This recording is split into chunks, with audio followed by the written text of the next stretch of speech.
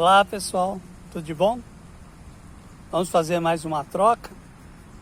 Trouxe aqui um tema para vocês.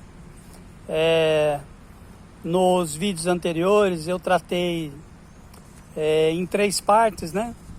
Sobre a questão do mal e o sofrimento no mundo, analisando os questionamentos do Ariano Suassuna, trazendo o entendimento de que as causas, né, do sofrimento e do mal no mundo residem nos domínios do espírito, repercutem sobre o mundo material, num processo de conjugação de forças materiais e espirituais, sendo que o resultado é bom ou ruim, tem sua importância para a nossa evolução espiritual.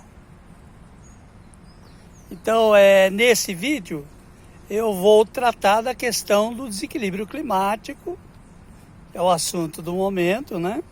Dos seus transtornos, que nós temos aí presenciado na mídia, temos presenciado nos jornais, na internet, o que está ocorreu no Espírito Santo, em Belo Horizonte, e até mesmo terremotos aqui no Brasil, que aí nos surpreende um pouco mais, mas assim também no mundo todo, queimadas, muitos problemas, transtornos climáticos, né? Então, no primeiro momento, nós podemos primeiramente analisar o entendimento materialista desses fenômenos, né? Para o materialista, ou fisicalismo, né, como se fala na filosofia da mente. Então tem o materialismo ou fisicalismo.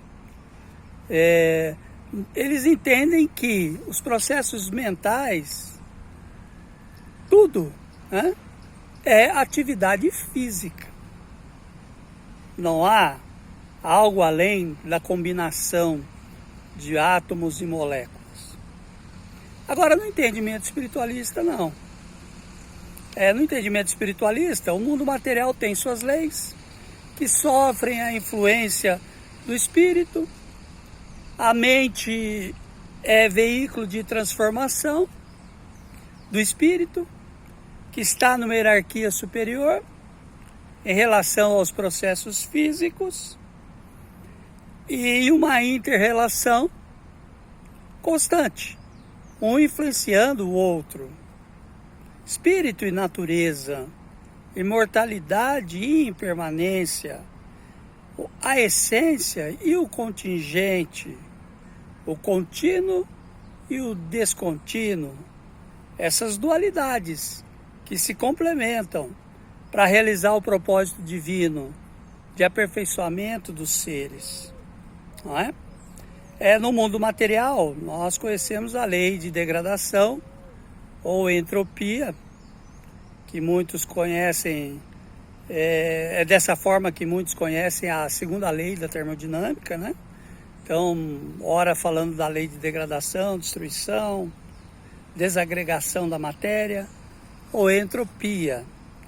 Então, o mundo material é estruturado, ele tem essas estruturas um tempo definido, essas estruturas vão se degradando. Quando eu falo estruturas, eu estou dizendo todas as coisas, materiais, seres e objetos, todos estão sujeitos a esse processo de transformação e degradação, né? E que tudo se converte a um grande oceano de energias que no futuro vai formar novas estruturas, né? Então não se perdendo nada do que é material, apenas passando por uma transformação cíclica de criação e destruição. Agora, esse é o entendimento físico, né? Agora, espiritualista, nós podemos entender que o espírito é esse que, inserido na matéria, ele faz com que essa degradação material influencie sobre ela para retornar o surgimento das coisas em formas cada vez mais evoluídas e complexas. Porque é no espírito que fica o aprendizado. As leis da matéria já estão definidas. Então é nisso que a gente vê o caminhar da evolução, nessa interação espírito e matéria, ok? Aprendemos com a matéria e esse aprendizado se reflete no mundo material. E o mundo material mais evoluído repercute novamente sobre o espírito, num ciclo indefinido no tempo, ok? Agora, a lei de degradação, essa lei que eu estou comentando com vocês, ela é descrita, e para surpresa de muitos, de uma forma, lógico, né, figurada, mas por Paulo apóstolo, na carta aos Romanos. Lá nessa carta aos Romanos, no capítulo 8, do versículo 18 a 23, ele vai nos dizer o seguinte, olha a beleza dessas palavras, né? Vou ler aqui para vocês. Tenho para mim que os sofrimentos da vida presente não têm proporção alguma com a glória futura que nos deve ser manifestada. Por isso, a criação aguarda ansiosamente a manifestação dos filhos de Deus, pois a criação foi sujeita à vaidade, e não voluntariamente, mas por vontade daquele que a sujeitou. Todavia, com a esperança de ser também ela libertada do cativeiro da corrupção, para participar da gloriosa liberdade dos filhos de Deus, pois sabemos que toda a criação geme e sofre como que dores de parto até o presente dia. Não só ela, mas também nós, que temos as primícias do Espírito, gememos em nós mesmos, aguardando a adoção, a redenção do nosso corpo. Então, belas palavras essas de Paulo, que fala então dessa relação do Espírito com a natureza, e a natureza que está sujeita a uma corrupção, né? Que a natureza poderia ser melhor, poderia ser mais perfeita, mas não é por essa condição de estar entrelaçada com os espíritos e suas imperfeições. É aquilo que a gente aprende, que este mundo, na verdade, não é o melhor dos mundos desejado por Deus, mas é o melhor dos mundos de acordo com o nosso livre-arbítrio, de acordo com aquilo que exercemos, né, no palco da vida. Então esse mundo contém as imperfeições em toda a natureza. Então ele é um mundo compatível com a nossa condição espiritual. E quando a gente olha o tumulto que está na natureza, é bem verdade que a gente pensa, mas esse tumulto todo é compatível?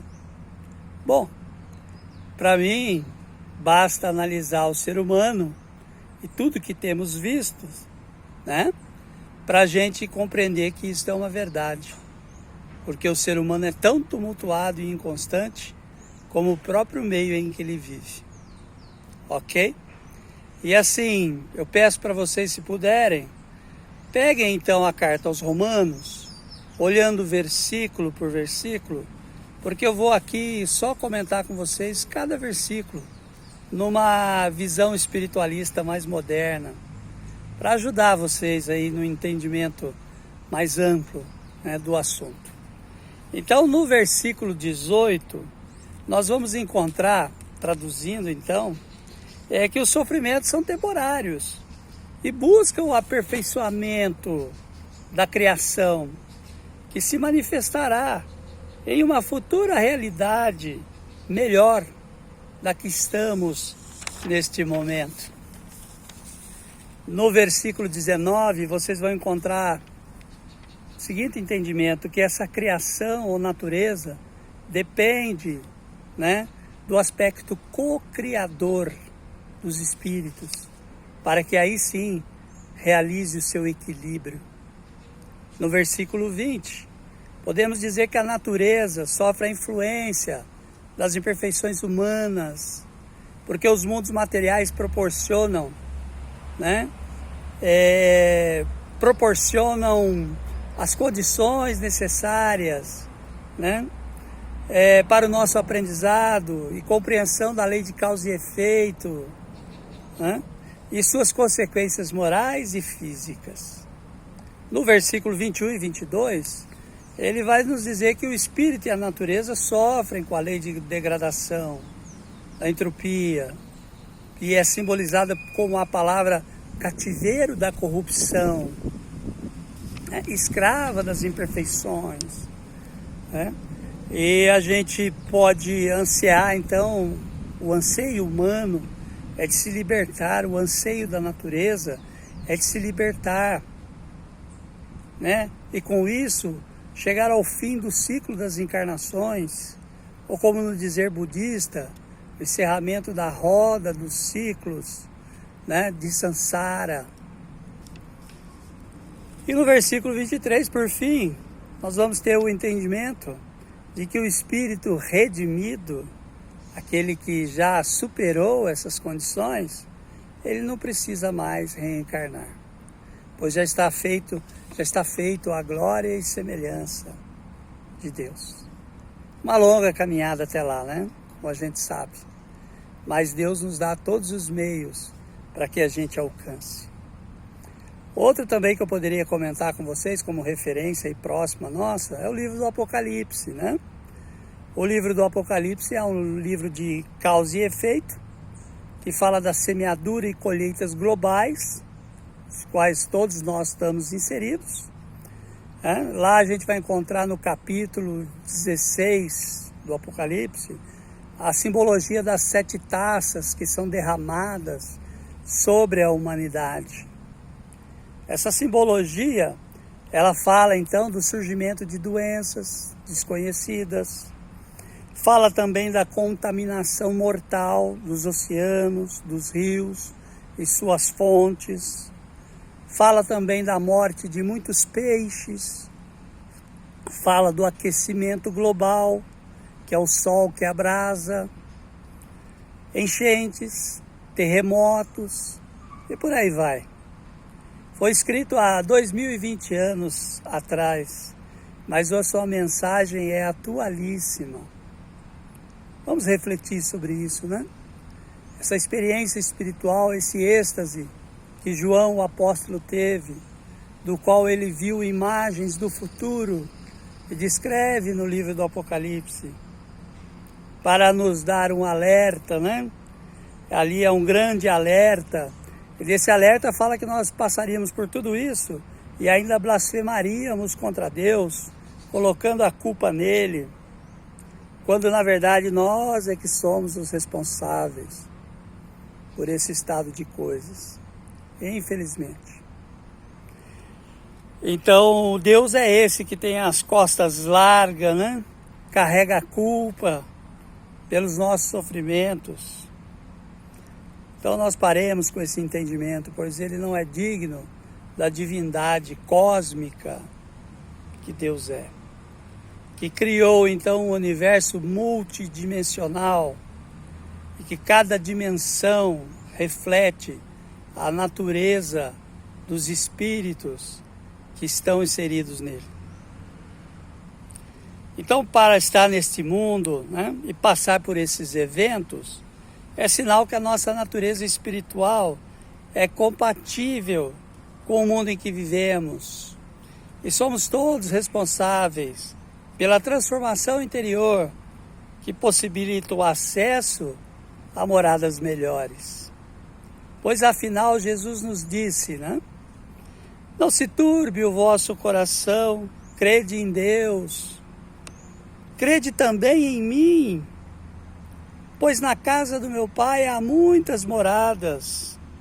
E se não fosse assim, eu lhes diria, mas como temos muitas moradas, eu vos prepararei lugar.